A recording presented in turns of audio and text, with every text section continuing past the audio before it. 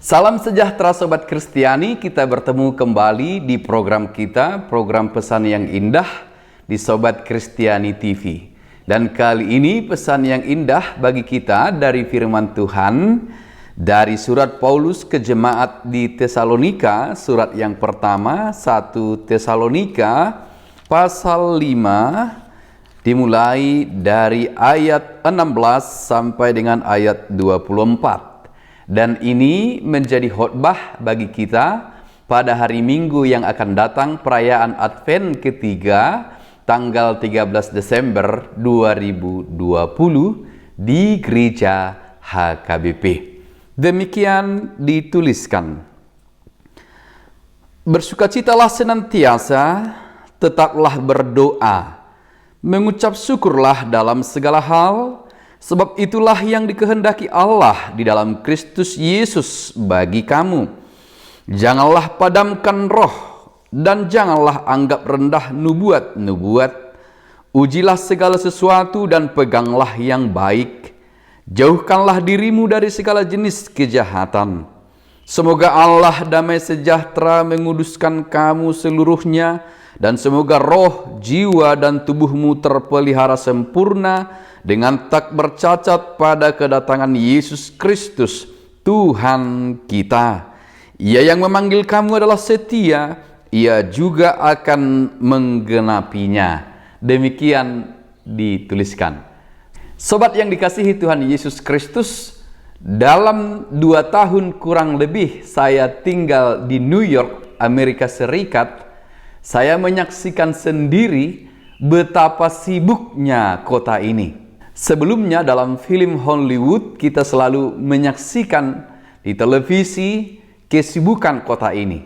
Setelah saya tinggal di sana hampir 2 tahun, saya melihat dan membuktikannya bahwa kota ini benar-benar sangat sibuk. Maka diberi julukan kota yang tidak pernah tidur. Kesibukan itu salah satunya di transportasi publik, di bus ataupun di kereta. Namun secara khusus paling sibuk adalah di kereta.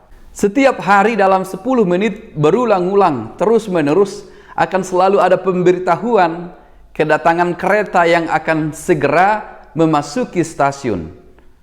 Para penumpang menunggu, banyak penumpang yang berlari dari kereta yang satu berganti ke kereta yang lain.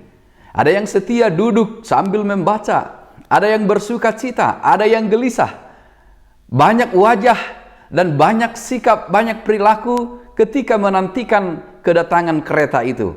Namun begitu ada pengumuman, begitu ada pemberitahuan bahwa kereta akan segera datang, nampak ada sukacita di wajah orang-orang yang sedang menunggu. Demikianlah berlangsung terus setiap hari. Kereta berganti kereta, tetapi yang menarik bagi saya adalah ketika pemberitahuan itu diberikan, ketika informasi itu diucapkan, nampak persiapan, nampak kebahagiaan di hati penumpang yang akan menumpang kereta itu, ataupun mereka yang berlari-lari dari kereta yang satu menuju kereta yang baru datang itu. Dalam beberapa surat Paulus sangat tegas kita lihat pesan tentang kedatangan Kristus, kedatangan Yesus kedua kali, dan kita tetap setia melakukan segala sesuatu perkara yang baik dalam menantikan kedatangan Tuhan Yesus. Waktu yang kita miliki dalam penantian kedatangan hari Tuhan itu, kedatangan Yesus yang kedua kali, kita harus pahami itu sebagai satu anugerah yang harus kita isi dengan segala perbuatan baik yang menyenangkan hati Tuhan. Seperti yang saya sebutkan tadi di stasiun kereta itu, masing-masing melakukan kegiatannya sembari menunggu pengumuman akan kedatangan kereta yang akan mereka tumpangi. Ketika pengumuman itu datang, mereka akan segera menghentikan pekerjaan mereka dan bersiap masuk kepada kereta yang datang itu. Pengumuman akan kedatangan Kristus yang kedua kali itu sudah pasti diberikan bagi setiap orang yang percaya. Hanya soal waktu kita tidak tahu. Berbeda dengan kereta yang saya sebutkan tadi, di situ disebutkan bahwa kereta akan datang dalam 10 menit lagi. Kereta akan tiba dalam 5 menit lagi.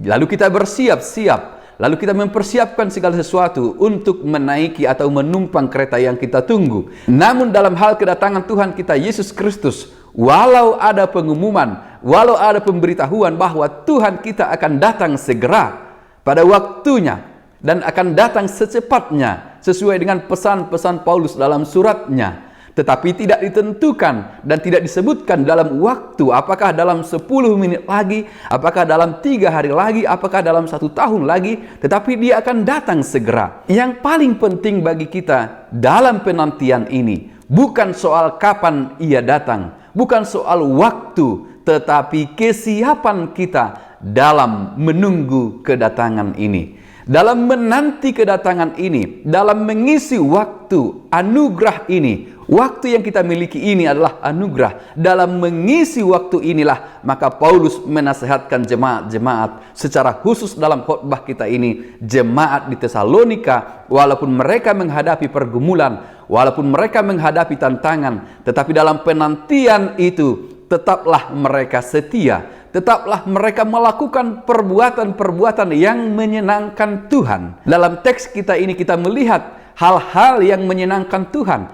bukan menyenangkan kita. Sebab diriku, dirimu, diri kita bukan lagi milik kita, tetapi adalah milik Tuhan. Maka pekerjaan kita, maka yang harus dilakukan jemaat Tesalonika juga pada masa itu adalah hal-hal yang menyenangkan Tuhan. Disebutkan dalam ayat 16, bersukacitalah senantiasa, tetaplah berdoa, mengucap syukurlah dalam segala hal, sebab itulah yang dikehendaki Allah di dalam Kristus Yesus bagi kamu.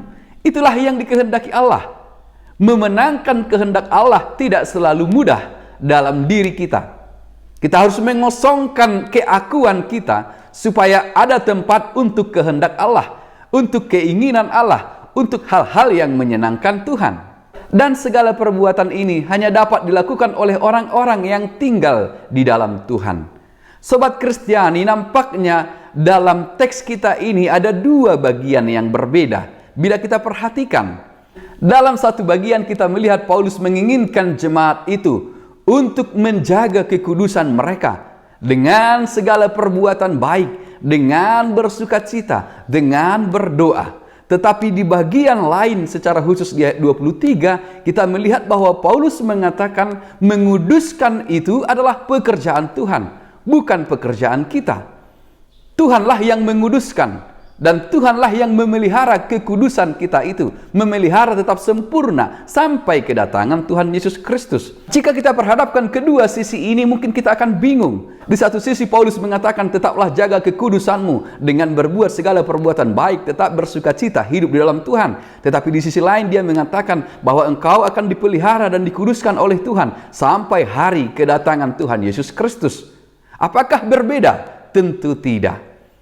Pekerjaan-pekerjaan yang kita lakukan untuk menjaga diri kita tetap kudus hanya dapat kita lakukan di dalam Tuhan. Maka pada intinya hanya Tuhan sendirilah yang mampu menguduskan kita. Hanya di dalam Tuhan kita mampu bersukacita. Dalam keyakinan akan kedatangan Tuhan Yesus Kristus, itu yang memampukan kita tetap bersukacita.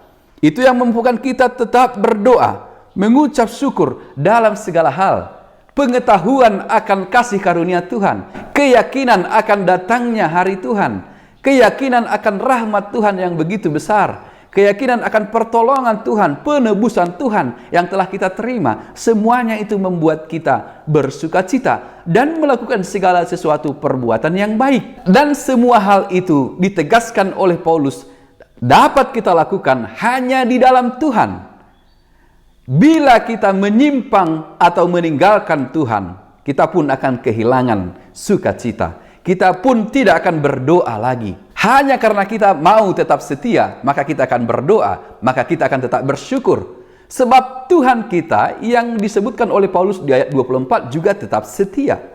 Maka inti pokok pesan yang mau disampaikan kepada kita adalah dalam masa waktu penantian ini tetaplah setia dalam kasih karunia rahmat Tuhan kita Yesus Kristus. Menantikan kedatangan Tuhan kita Yesus Kristus dalam sukacita, dalam kegembiraan, dan tetap berdoa, setia dalam perbuatan baik. Semuanya itu dapat kita lakukan bila kita tetap tinggal dan berada di dalam Tuhan kita, di dalam Allah kita. Jangan pernah meninggalkan Tuhan, karena Ia tetap setia menjaga, memberi kasih karunia, melindungi kehidupanmu hingga kedatangan Kristus Yesus Tuhan kita. Amin.